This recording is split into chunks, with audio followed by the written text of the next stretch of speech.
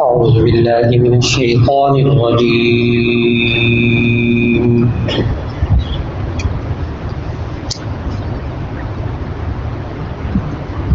بسم الله الرحمن الرحيم.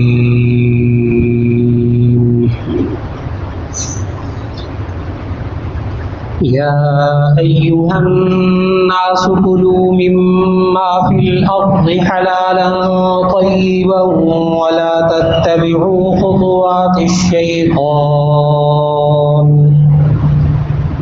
إنه لكم عدو مبين.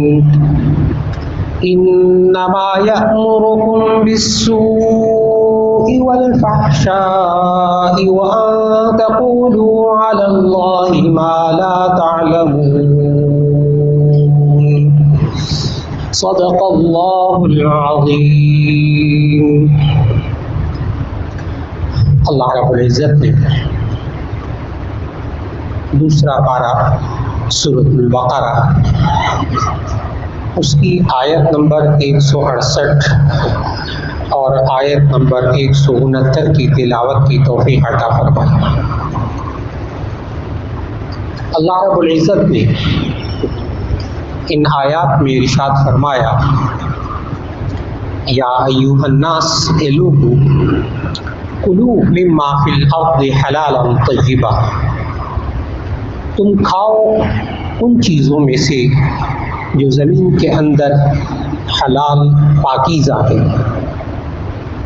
ولا تتبعوا خطوات الشیطان، اور تم شیطان کے قدموں کی پیروی مت کرو. انہ لکم عدو مبین، بے شک وہ تمہارا کھلا دشمن ہے.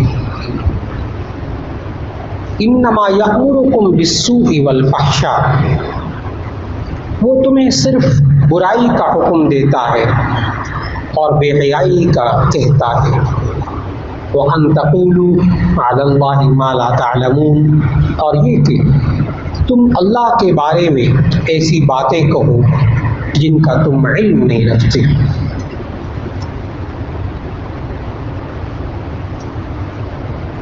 ان آیات میں اللہ رب العزت نے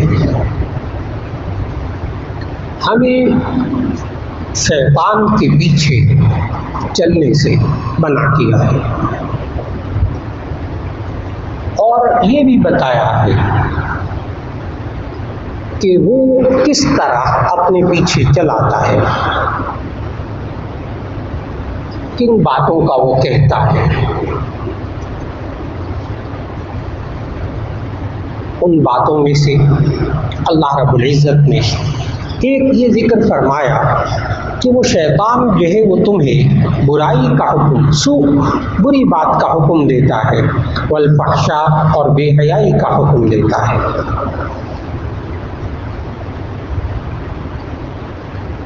آج معاشرے کے اندر یہ سمجھنا کہ برا راستہ کیا ہے، برائی کیا ہے، اور انسان کو شیطان کس طرح برائی کے راستے پر آمادہ کرتا ہے. اللہ رب العزت نے ہمیں اس آیت میں بتایا کہ شیطان انسان کو بے حیائی کی طرف لاتا ہے. یہ بے حیائی کیا، فحشا، اس کی ضد ہے عربی میں حیا، حیا کی ضد فحشا.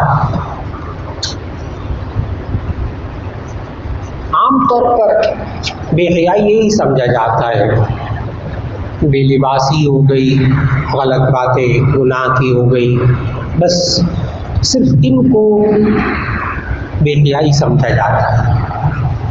حالانکہ یہ صرف ایسا نہیں ہے. اس کے لیے بات کو سمجھنا ہوگا کہ حیا کس کو کہتے ہیں. حیا ہمارے ہاں اردو میں کہتے ہیں، اس کا ترجمہ کرتے ہیں شرم.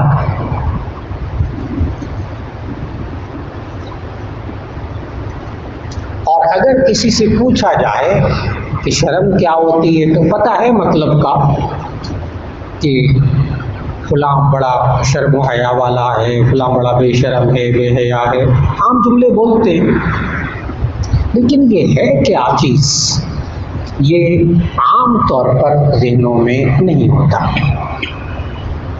آپ کو حیرت ہوگی کہ امام راغب رحمہ اللہ نے مفردات القرآن میں حیا کا یہ مطلب لکھا ہے، حیا کی تعریف، اس کی ڈیفینیشن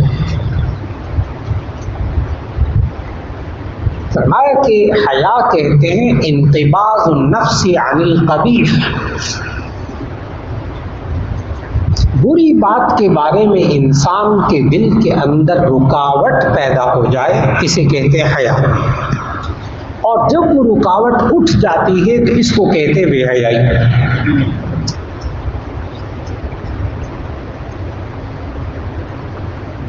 میں چند ایک مثالیں عرض کرنے لگا ہوں جس سے بات واضح ہوگی، پھر سمجھ میں آئے گا کہ ہم نے کس لائن پر کس طرح محنت کرنی ہے، خاص طور پر اپنی نئی نسل کے اندر حیا پیدا کرنے کے لیے۔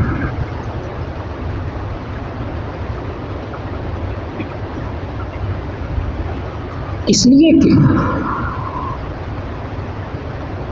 آج معاشرے کے اندر حیا کے پیمانے بدل گئے، حیا کا معیار ہی بدل گیا۔ حیا کہتے ہیں جو امام راغب رحمہ اللہ نے لکھا، جو کہ ہماری شریعت کے اندر معتبر ہے، وہ کیا کہ انسان کے دل کے اندر بری بات کے بارے میں، گناہ کے بارے میں ایک رکاوٹ ہوتی ہے، اس کو حیا کہتے ہیں۔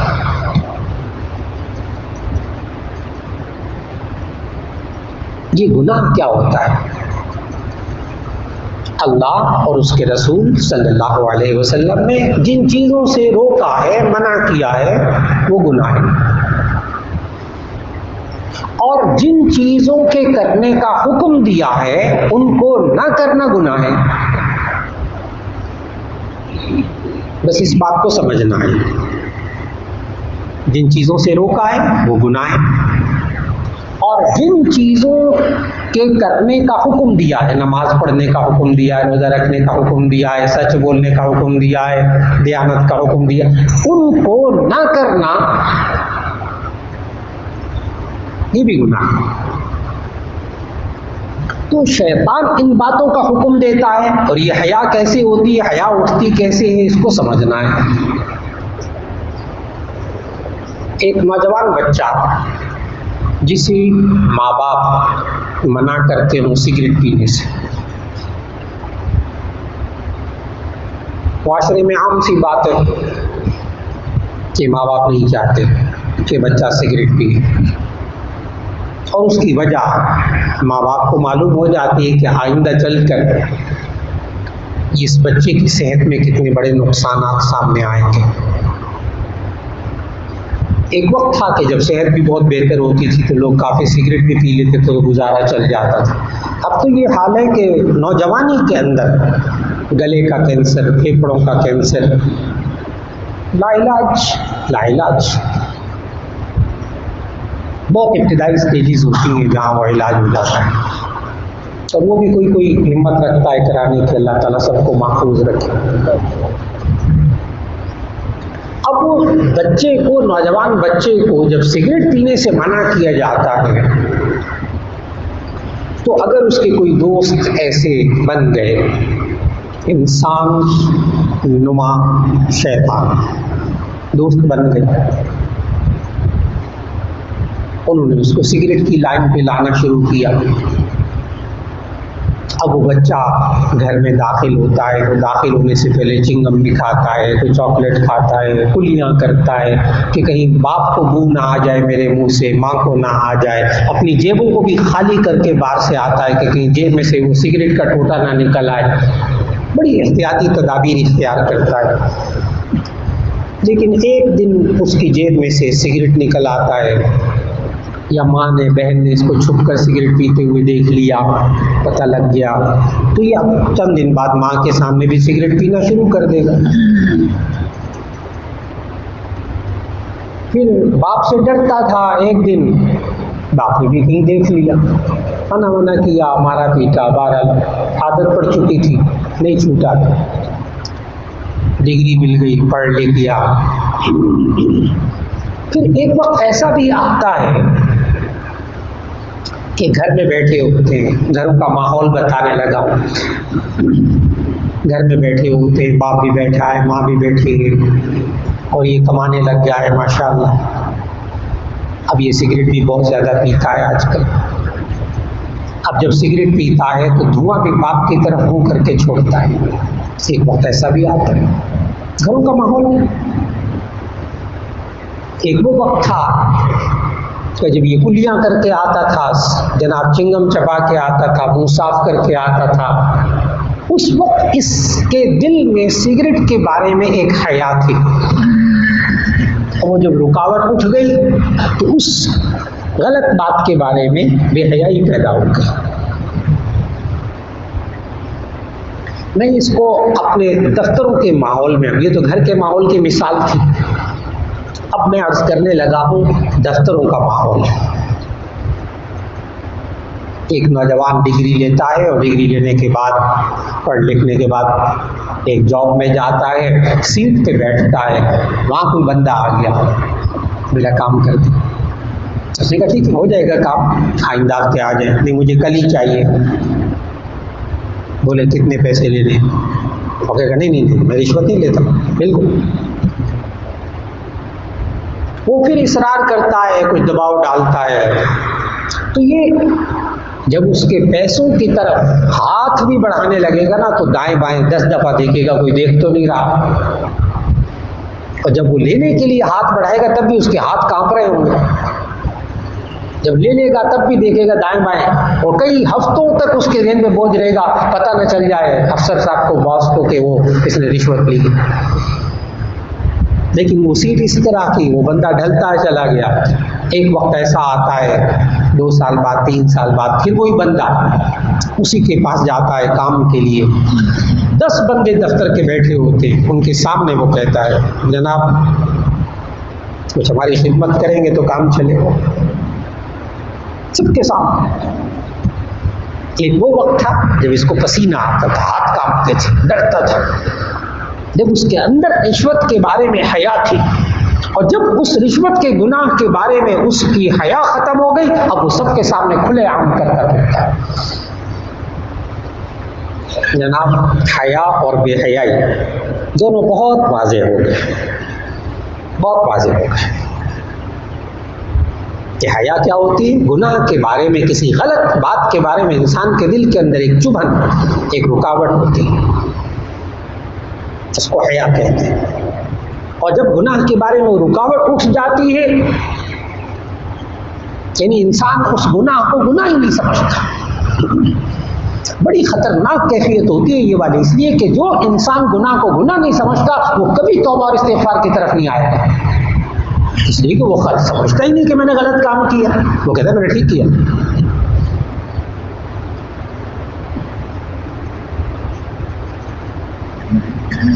ایک وقت وہ بھی تھا، صحیح تھا غلط تھا، کہ جب بیویاں شوہر کا نام نہیں لیتی تھی، اتنی ایک حیا کا ایک پیمانہ تھا۔ یہ نہیں کہتا کہ وہ شریعت کے مطابق تھا، وہ بھی شریعت کے مطابق نہیں تھا کہ جناب اگر شوہر کا نام مکھن خان ہے تو ایک دن لسی تھی پیالے میں، اس میں وہ گول گول تیر رہا تھا، بچے نے پوچھا یہ کیا ہے، تو ماں کہنے لگی یہ آپ کے ابو تیر رہے ہیں، کیونکہ شوہر کا نام نہیں لینا، اس کا نام مکھن خان تھا۔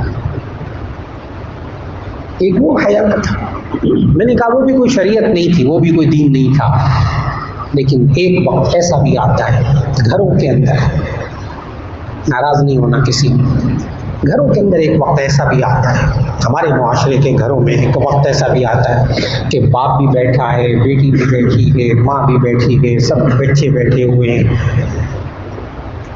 باپ کہتا ہے مجھے LCD کے اندر اشارہ کر کے کہ مجھے یہ ہیروئن اچھی لگتی ہے، اور بیٹی کہتی ہے ابو آپ کی بھی کیا چوائس ہے، اور ماں بھی تبصرہ کرتی ہے، بیٹا بھی تبصرہ کرتا ہے، گناہ نہیں ہے، گناہ نہیں ہے۔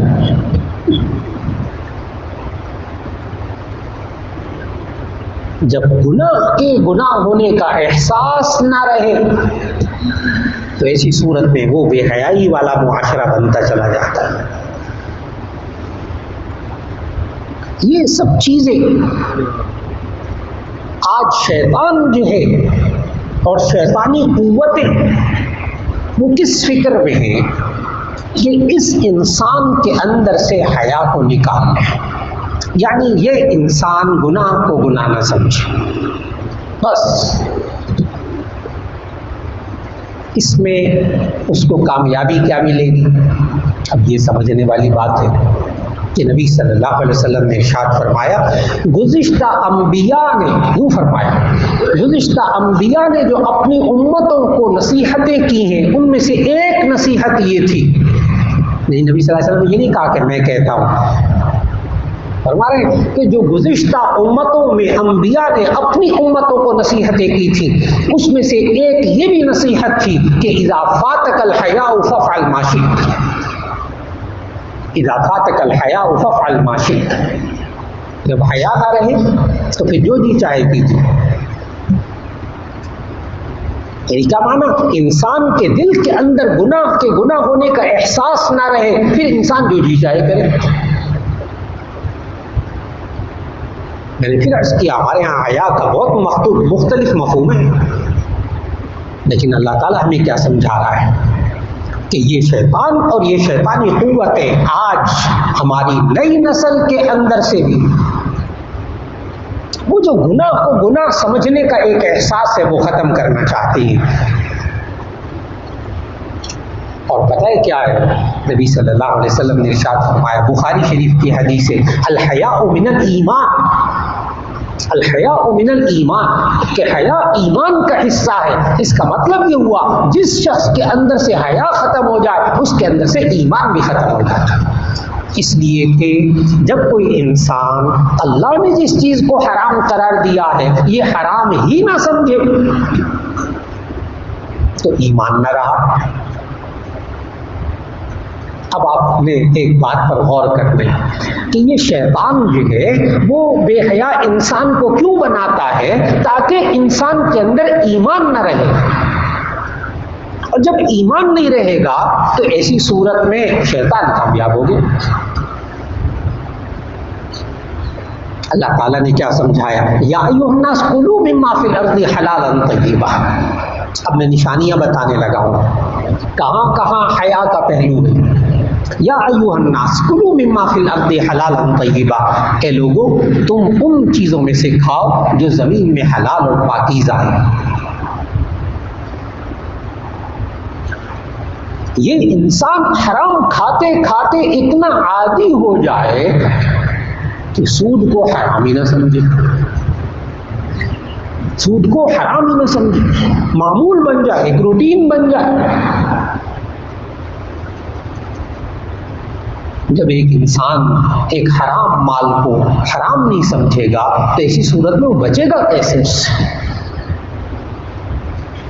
ہم اپنی نئی نسل کو جب تک اس بارے میں آگاہ نہیں کریں گے، بار بار ایک دو دفعہ کا کام نہیں ہے، کہ آج نئی نسل کو یہ بتانا ہوگا یہ اچھائی ہے یہ برائی ہے، بیٹا یہ نیکی ہے یہ گناہ ہے، اٹھتے بیٹھتے زندگی کے بہت سے کاموں کے اندر ان کو سمجھانا پڑے گا، بیٹا پھر یہ بددیانتی ہے، یہ امانت میں خیانت ہے، یہ غلط بات ہے، جھوٹ غلط بات، بدزبانی غلط بات، غیبت غلط بات، کسی پر الزام لگانا غلط بات، تہمت لگانا غلط بات، بیٹا چغل خوری نہیں کرنی غلط بات، چوری کا مال نہیں کھانا غلط بات، چوری کے مال سے بچے، چوری غلط بات، کسی دوسرے کی چیز کو بغیر اجازت کے نہیں لینا۔ جب یہ معاشرے کے اندر محنت کی جاتی ہے تو پھر انسان عادت ہو جاتی ہے، پھر اس کے اندر حیا پیدا ہو جاتی ہے۔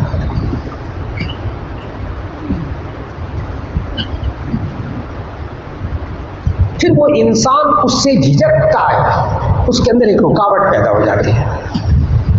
اور اچھی طرح یاد رکھ لیجیے گا کہ ہم بسا اوقات جب یہ باتیں سنتے ہیں نا تو اپنے معاشرے کے اندر ہم بڑا ایک گھٹن محسوس کرتے ہیں کہ مولانا یہ کہاں ہو سکتا ہے، لیکن عجیب بات نہیں ہے کہ وہ ملک جو غیر مسلم ہیں، انہوں نے اپنے ملکوں کے اندر جب نئی نسل کی تربیت کی، نوجوانوں کی تربیت کی، عورتوں کی تربیت کی، بچیوں کی تربیت کی، تو ایک وقت ایسا آتا ہے کہ چاہے کچھ ہو جائے انہوں نے بہرحال قطار بنا کر ہی کام کرنا ہے، لائن میں لگ کر ہی کام کرنا ہے۔ ایئرپورٹ پر دیکھ لیں، دکانوں میں دیکھ لیں، بس میں سوار ہونا ہے تو دیکھ لیں، کچھ ہو جائے انہوں نے لائن میں لگنا۔ اب ان کے اندر ایک حیا پیدا ہو گئی کہ لائن توڑنا یہ غلط بات ہے، بس غلط بات ہے، جھوٹ بولنا غلط بات ہے۔ وہ کیا کہتے ہیں، وہ لوگ کہتے ہیں ہمارے یہاں آئیں، ہمارے یہاں کوئی غلط بات نہیں بولتا، جھوٹ نہیں بولتے، ہمارے یہاں کوئی آپ کو دھوکہ نہیں دے گا، آپ سے فراڈ نہیں کرے گا، آپ سے غلط بیانی نہیں کرے گا۔ جب ایک غیر مسلم ملکوں کے اندر جو بھی وہ غلط بات سمجھتے، اچھا جن کو نہیں غلط سمجھتے، نہیں روکتے، جن کے اندر انہیں شعور نہیں پیدا کیا، تو وہ خباثتیں ساری کی ساری بری چیزیں اس معاشرے کے اندر ہے اور لوگ گناہ نہیں سمجھتے۔ بدکاری عام ہے، شراب عام ہے، فلاں ہے، تو ان چیزوں پر انہوں نے محنت نہیں کی، بلکہ اس کو یہ سمجھایا کہ یہ کوئی بری بات نہیں، کھاؤ۔ ان لوگ خنزیر کے بارے میں نہیں سمجھا، ٹھیک ہے وہ سارے کھاتے ہیں، کوئی رکاوٹ نہیں۔ جن چیزوں کے بارے میں انہوں نے محنت کی وہ کامیاب ہو گئے۔ آج وقت کا بہت بڑا تقاضا کہ ہمیں خاص طور پر نئی نسل پر اور اپنے نوجوانوں پر خاص طور پر محنت کرنا ہوگی، لگاتار محنت ہے جی، یہ کوئی کورس نہیں ہے، یہ کوئی 1-2 سال 5 سال کا، 5 سال بھی کہوں گا، 5 سال 10 سال کا کوئی نصاب نہیں ہے، یہ ساری زندگی کا معاملہ ہے، ساری زندگی کا معاملہ ہے۔ اللہ رب العزت ہمیں توفیق عطا فرمائے کہ اللہ تعالیٰ نے اس آیت میں جو ہمیں سمجھایا کہ لا تتبعوا خطوات الشیطان، کھانے پینے کی چیزوں میں بھی تم شیطان کے قدموں کی پیروی مت کرو، انہ لکم عدو مبین، وہ تمہارا کھلا دشمن ہے۔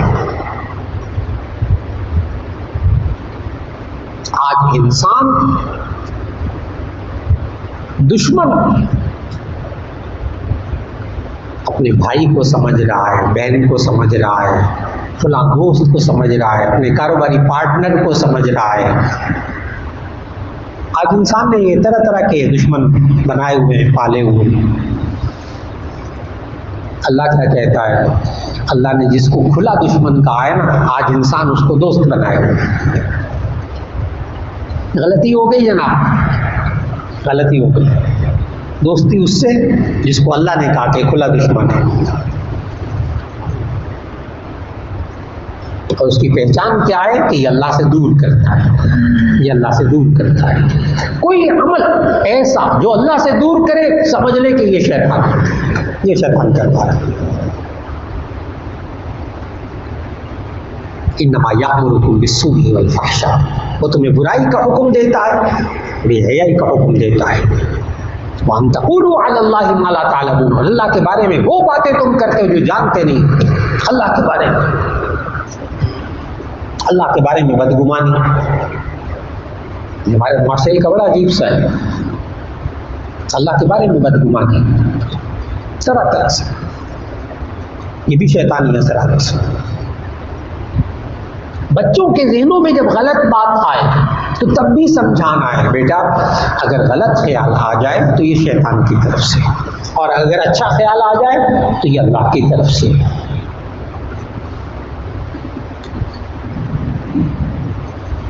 بچوں کو ایک چھوٹی سی مثال دوں گا۔ جو بچہ معاشرے کے اندر ایسا ہو جسے بد زبانی کی عادت ہو، یعنی گالی دینے کی عادت ہو، ماحول ایسا ملا، گھر کا ماحول ملا، دوست احباب ایسے ملے، ادارے میں دوست ایسے ملے، درسگاہ میں دوست ایسے ملے، وہ بدزبانی میں آ گیا۔ اب وہ بدزبانی کرتا پھرتا دوستوں سے دن بھر میں، پتہ نہیں کتنی گالیاں نکالتا ہے، پرواہ نہیں۔ لیکن جس بچے کی تربیت آپ نے گھر میں کی ہے پاکیزہ زبان والی، کہ اس کی زبان سے گالی نہیں نکلے گی، اگر کسی وقت غصے میں یا کسی لڑائی کے وقت میں اس سے گالی نکل جائے تو وہ بچہ گھنٹوں سوچتا رہتا ہے، یہ نہیں کہنا چاہیے تھا، یہ گڑبڑ غلط بات ہوگا۔ یہ میں نے بتایا کہ آج جب گھر کے ماحول میں اور تربیت ایسی ہو جائے کہ انسان برائی کو برا سمجھے، میں پھر عرض کروں گا، برائی کو برا سمجھا جائے ایمان بچا رہتا ہے، یہ انسان توبہ اور استغفار کرتا ہے، اور اگر برائی کو برا سمجھنا معاشرے میں چھوڑ دیا گیا تو میرے عزیزان محترم ایمان بچانا مشکل ہو جائے گا۔ اللہ رب العزت ہمیں برائی کو برائی سمجھنے اور اس سے بچنے کی توفیق عطا فرمائے، اور ہمیں شعور عطا فرمائے کہ کون سی بات اللہ ہمیں کہتا ہے اور کون سی بات شیطان جو ہمارا دشمن ہے وہ ہمیں کیا کہتا ہے۔ اللہ رب العزت ان دونوں باتوں میں بھی فرق کرنے کی توفیق عطا فرمائے۔ وآخر دعوانا ان الحمدللہ رب العالمین۔ دعا فرما لیجیے گا۔ الحمدللہ رب العالمین، اللہم صلی علی سیدنا و مولانا محمد وعلی آل سیدنا و مولانا محمد وبارک وسلم۔ ربنا آتنا فی الدنیا حسنۃ وفی الآخرۃ حسنۃ وقنا عذاب النار۔ یا اللہ ہمارے گناہوں کو معاف فرما، ہماری لغزشوں کو معاف فرما۔ یا اللہ قرآن و سنت کے مطابق زندگی گزارنے کی توفیق عطا فرما۔ یا اللہ جو بیمار ہیں سب کو شفائے کاملہ نصیب فرما، جو پریشان حال ہیں ان کی پریشانیوں کو دور فرما۔ یا اللہ جو تو نے اولاد دی ہے، اے اللہ اس اولاد کی اچھی طرح تربیت کرنے کی توفیق عطا فرما۔ یا اللہ سب کی اولاد کو ماں باپ کی آنکھوں کی ٹھنڈک بنا دے۔ یا اللہ سب کو اپنی اولاد کی طرف سے آنکھوں کی ٹھنڈک عطا فرما دے۔ یا اللہ فرما بردار بنا دے۔ اے اللہ جو اپنے اولاد کی وجہ سے کسی بھی دکھ میں مبتلا ہیں، اے اللہ ان کے دکھ کو دور فرما دے، ان کی اولاد کو ہدایت نصیب فرما دے۔ یا اللہ ماں باپ کو اور گھر کے اندر ایک محبت کی فضا بنانے کی توفیق عطا فرما دے، گھروں کے اندر نیکی کی فضا بنانے کی توفیق عطا فرما دے۔ یا اللہ ہمیں معاشرے کے اندر جو ذمہ داریاں نبھانی چاہیے تھی، اے اللہ ہم سے کوتاہی ہو گئی، اے اللہ تو درگزر فرما دے، اے اللہ معاف فرما دے۔ اے اللہ ہمیں نئی نسل کی اچھی طرح تربیت کرنے کی توفیق عطا فرما دے۔ یا اللہ جو شیطان ہے اس شیطان کے ہر چال اور مکر و فریب سے ہماری حفاظت فرما لے، ہمارے ایمان کی حفاظت فرما لے، ہمارے اخلاق کی حفاظت فرما لے، ہمارے بچوں کو شیطان کے جالوں سے بچنے کی توفیق عطا فرما دے، فتنے میں پڑنے سے یا اللہ ہم سب کے حفاظت فرما لے۔ یا اللہ زندگی میں ہر آزمائش سے محفوظ فرما، ہر تکلیف سے محفوظ فرما۔ یا اللہ ہمیں ہر معاشرے کے اندر جو ایک فتنے کا جال شیطان نے بچھایا ہوا ہے، اے اللہ اس جال میں جانے اور اس میں پھنسنے سے ہم سب کی حفاظت فرما لے۔ یا اللہ ہمارے جتنے بھی احباب تشریف فرما ہیں، دلوں میں دعائیں ہیں، یا اللہ سب کی دعاؤں کو قبول فرما۔ یا اللہ ایمان پر ثابت قدمی نصیب فرما، ایمان پر خاتمہ نصیب فرما۔ وصلی اللہ تعالی علی خیر خلقہ محمد وآلہ واصحابہ اجمعین برحمتک یا ارحم الراحمین۔